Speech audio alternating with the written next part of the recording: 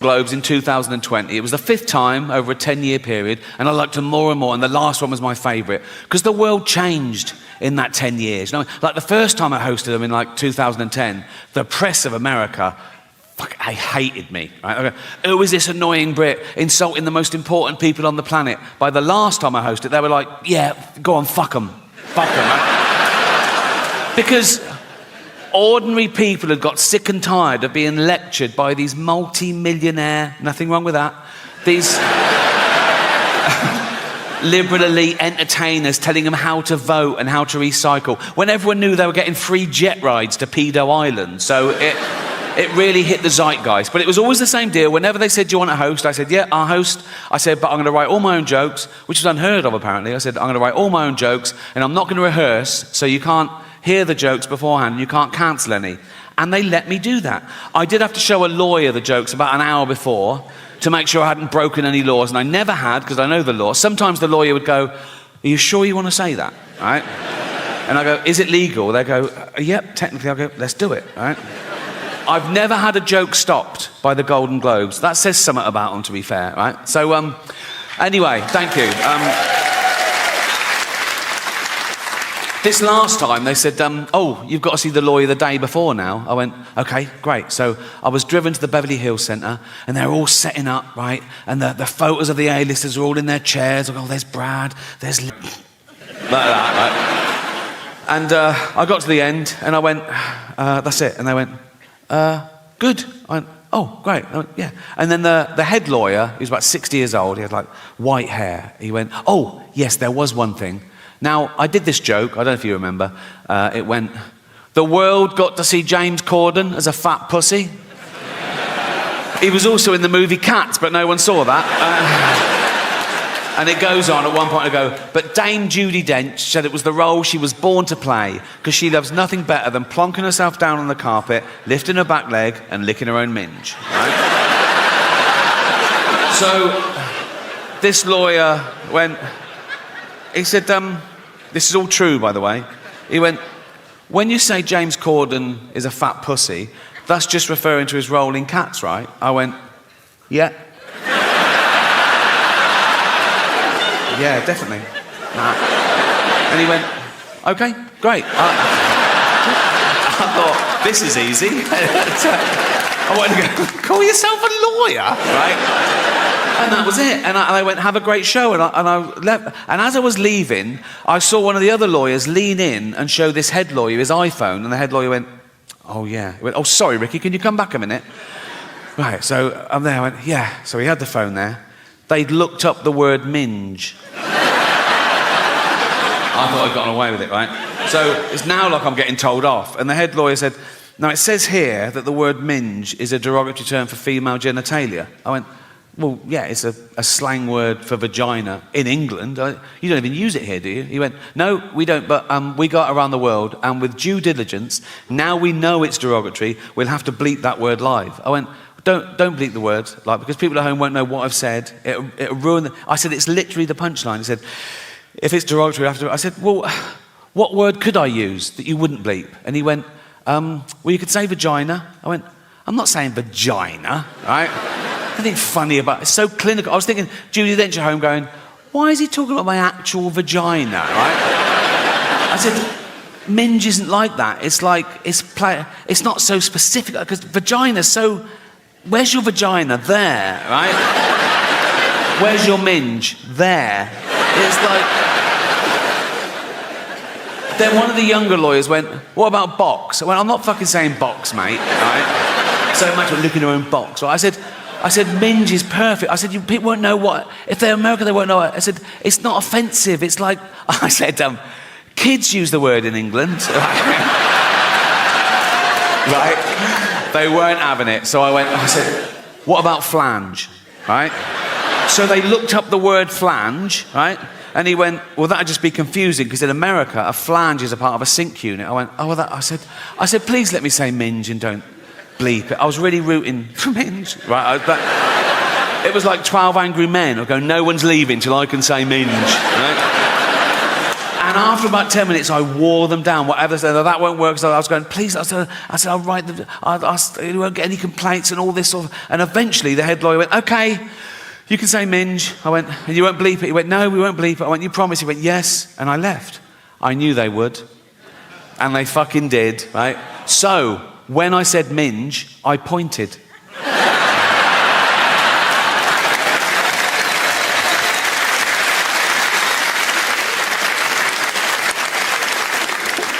The most frequently asked question I get about the Golden Globes is always, was someone so angry about what you said about them, they came up to you afterwards and want to throw, and I always go, oh God, no. I wouldn't even say if that had happened, because I don't like gossip, to be honest, right?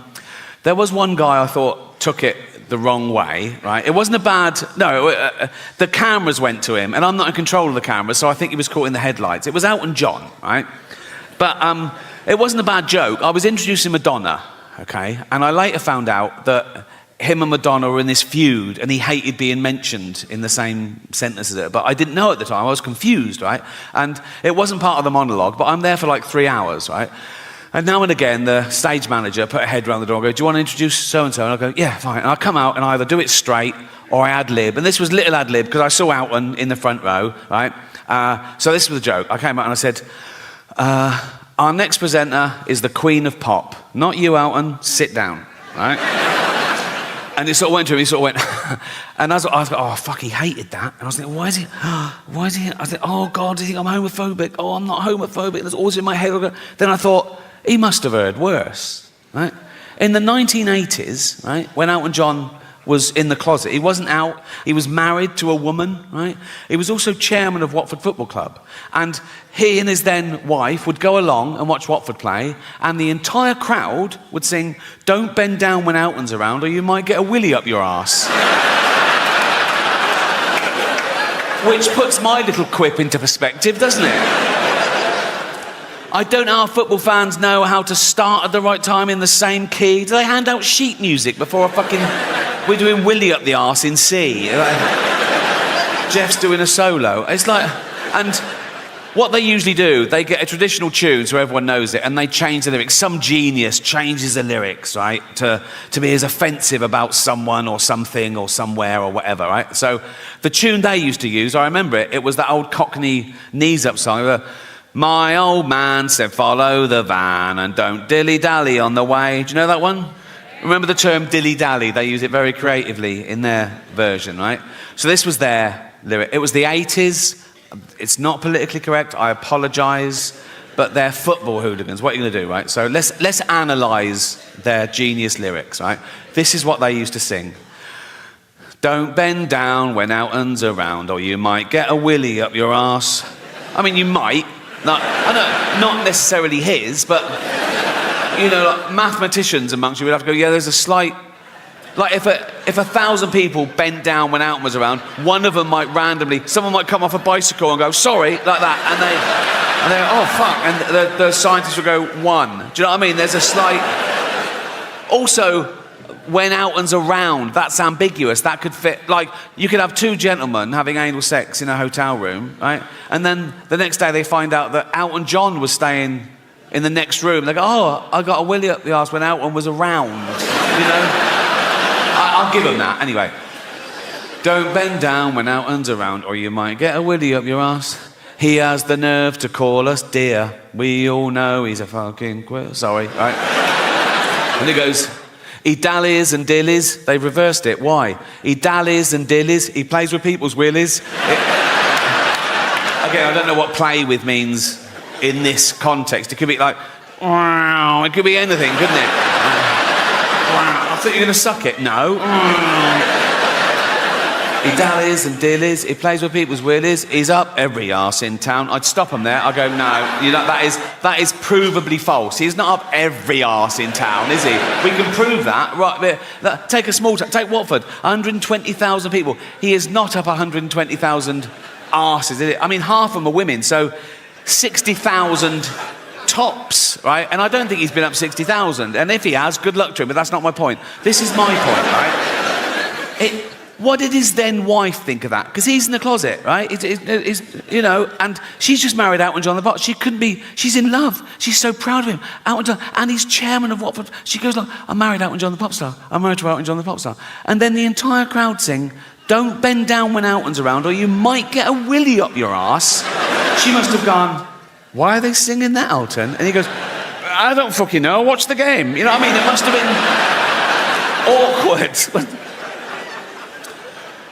Well, that's nearly it for me, but I've just, I said earlier, I've never had a joke stopped by the Golden Globes, and that is absolutely true, but I've just remembered a joke that I stopped myself, because I bottled it a bit, and I think I was being overcautious. I want to share it with you, right? So, I got the chance to introduce Jason Momoa. Do you know who Jason Momoa is? Yeah, right? So I thought the meta joke would be to show my hypocrisy and my cowardice. Like, I'm okay to slag off actors, who's scared of actors, but when it comes to a big dude, right, I'm not so brave. So I was going to go, I've got nothing bad to say about our next presenter, because he's got a cock like a baby's arm, right?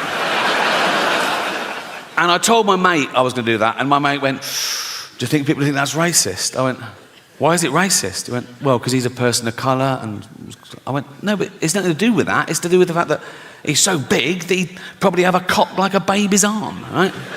So I didn't do it. And I had a great follow-up as well. I'll tell you the whole thing. This is the whole thing. This is what I was going to do, right? Right.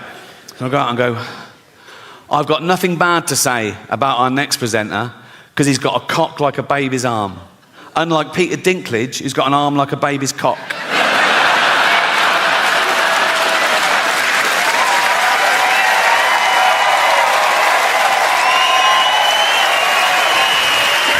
Me down. Very underrated, the human arsehole. Everyone goes, oh, the human brain, the greatest computer known to man. All the human liver can regenerate itself. Your arsehole is working 24/7. Even when you're asleep, it's like that. You're not coming out. You're not coming out. You're not coming out. Nope. You're not coming out. And you're not coming in.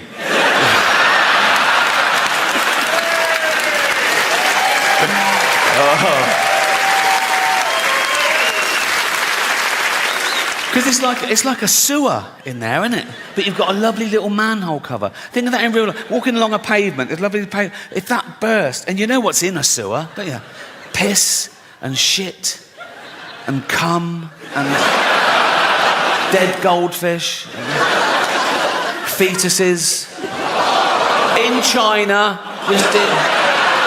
just the girl ones. Relax.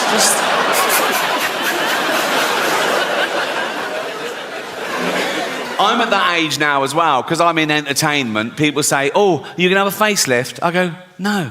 Have you seen facelifts? They're still just that. Like that. You know what I mean? You go to the doctor, and the doctor goes, do you want to look old or Chinese? You know, it's like, nothing wrong with looking Chinese if you're Chinese. If you're not Chinese, it's a bit weird. It's offensive. Why is that allowed? You're not allowed to black up. Why can you do that? Maybe there are terms and conditions to make sure you're never that racist. Like the doctor goes, right, we've done the eyes, but never leave the house in a little lampshade, because...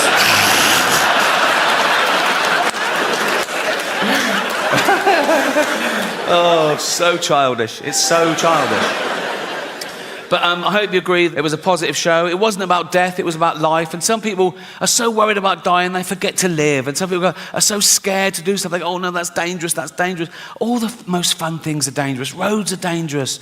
Alcohol is dangerous. Alcohol is a poison. I should know. I sell it. Dutch barn. Right? So, yes. Like, alcohol gives you brain disease, liver disease, kidney disease, heart disease, mental illness, but it does loosen you up at parties. So... think of all the babies born through alcohol, yeah. Many of them deformed if the mother carried on drinking. But the good thing about being born deformed is, you... Hear me out. The good thing about being born deformed is you can start drinking at a much younger age and no one gives you... Do you know what I mean? You see a normal kid drinking, you go, you little bastard. You see a deformed kid drinking, you go, yeah, go on. You know what I mean? You know what I mean. You're 8 or 9, you've had 27 painful operations, you've met Ollie Murs, have a drink, you know. Well, as you can see, I run out of quality material. Ape. And some people on social media get annoyed when I say we're apes, you know, religious types, Americans. One bloke said to me, "Speak for yourself, dude, I ain't no ape." And I sent back, "Well, you are, because we're all apes." He went, "Nah, what's a gorilla ever done? We've walked on the moon." I sent back, "What do you mean we? You've done fuck all. You've spelt moon wrong." It's weird, isn't it, when people take credit for the sort of rest of the species, because that's what's pushed civilization forward, you know, a few geniuses along the way. Like, there's 8 billion people on this planet. Most of us do nothing. We eat shit and die. Like, if there was a meteor heading towards Earth to definitely destroy it, 4 billion people would get down on their knees and pray to their particular god, and a few hundred scientists would work out how to get Bruce Willis up there to stop it. It's an odd concept, praying, for me. I can't work out how God decides. All those people praying at once for different things. Is it like best idea wins? Or is it a democracy? Like he puts things at each issue, he goes, right, votes for and against, you know. If it's a democracy, we're in trouble. We're a tiny nation. Like, next time there's a flood warning in the West Country, if we're all going, oh, I hope everyone's okay. If the whole of China is going, yeah, fuck Bristol. There's a billion of them. More about China later.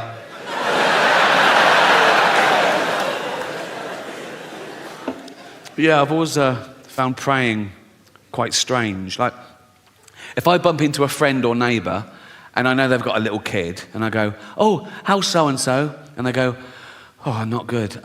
He's in intensive care. We don't know if he's going to pull through, but I pray every night. What I do, as an experiment,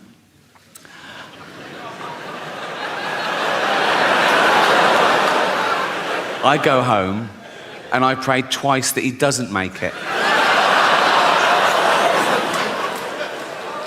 I don't do that.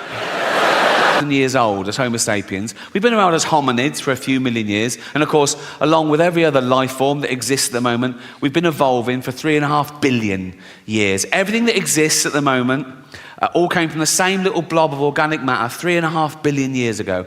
That's why it annoys me when people say, oh yeah, humans, we're the most evolved. We're not the most evolved. We're no more evolved than the slug or the snail. People go, oh, come on, look at them. Yeah, they got it right early doors. Nature keeps testing them. Do you want eyes? No. Not really. No. I have noticed one thing about the slug and the snail. Let's not split hairs, let's be honest. The snail is basically a slug with a shell on it, isn't it, right?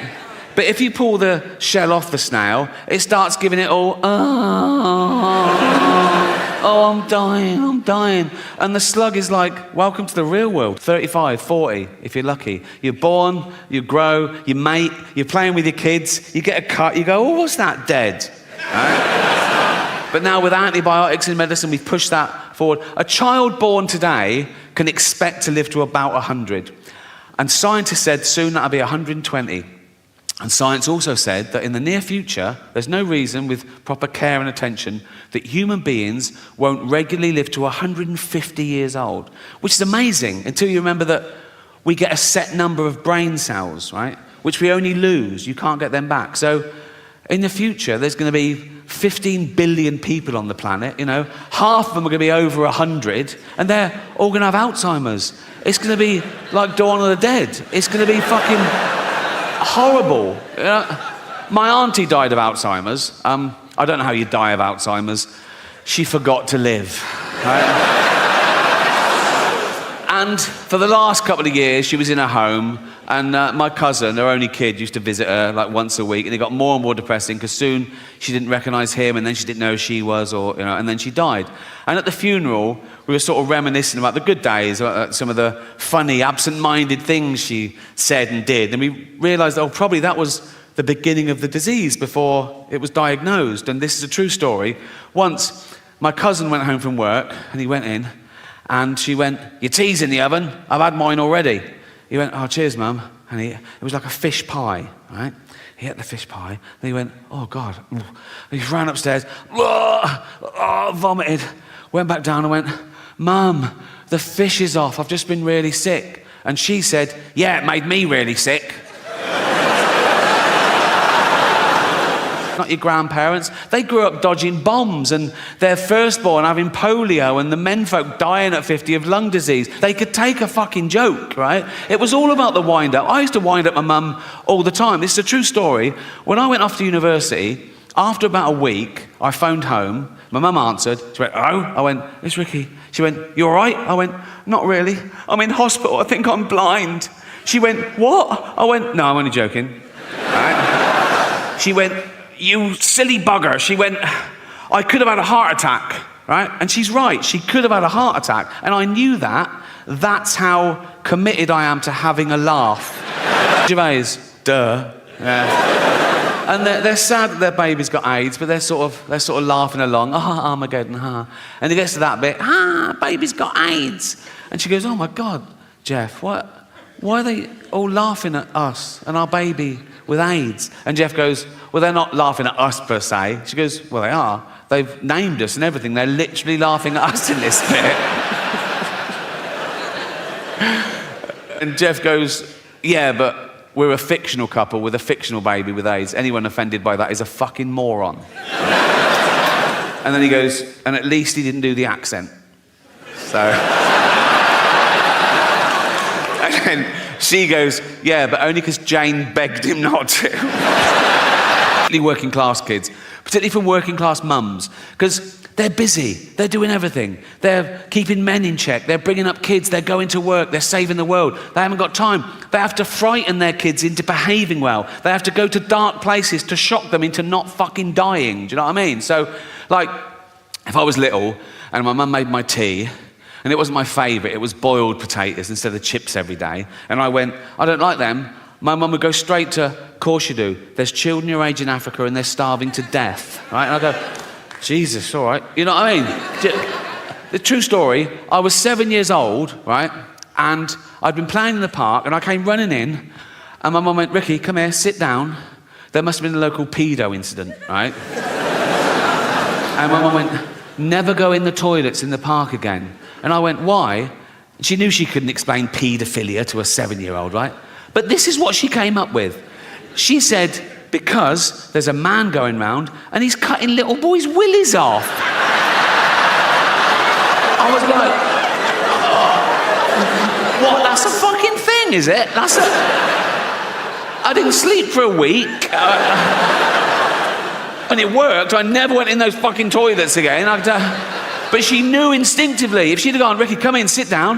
What's the matter? Never go in the toilets again. Why not? There's a paedophile. What's a paedophile? Oh, he's a man who gives you sweets and puppies. Bring it on, you know. At 7 years old, I'd wank off anyone for a puppy. I'd be like that, wouldn't it? Be like that.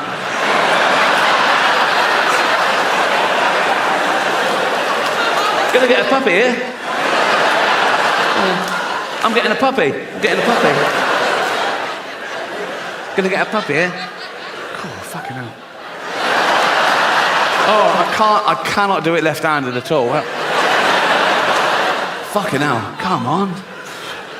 Have you been drinking? Oh, Jesus Christ. Come on. Fucking hell. Oh.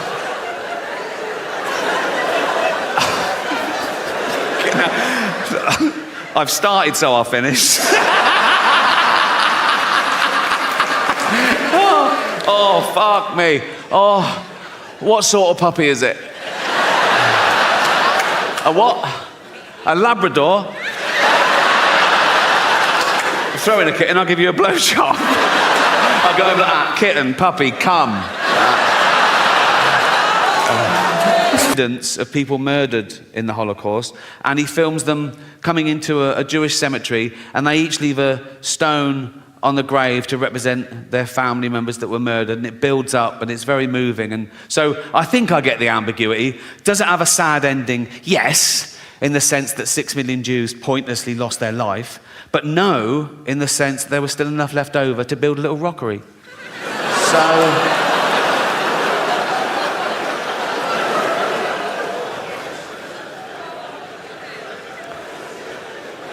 I asked one question myself on this.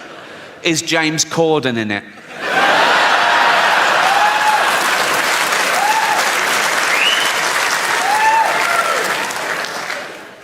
I did look at one other film briefly, Titanic, right?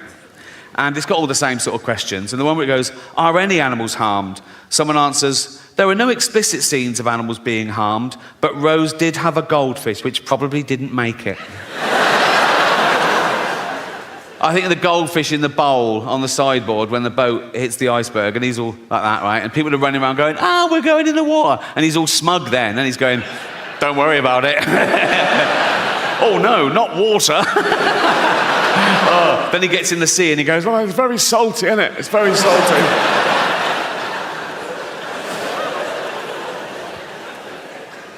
Barn. And the mother's suspicious, right? And she goes, is it Old Yeller all right? Yeah, he's fine. But the kid knows that he's been bitten, right? And soon, Old Yeller starts foaming at the mouth and, getting aggressive. And the mother turns up with a gun and the kid goes, no. And she goes, you know we've got to do it, boy. He goes, yeah, but he's my dog. I'll do it. And he shoots his own dog. And I was like in floods for like a year, right? Anyway, fast forward, right, a few years ago, I was on tour, I was on a train, and I get a text from Jane, and she says, oh, I'm finally watching Old Yeller.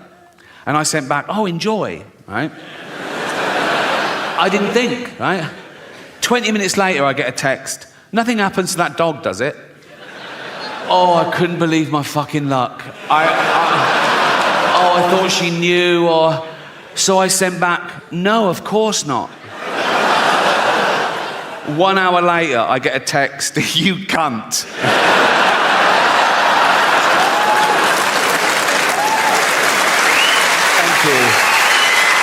Thank you.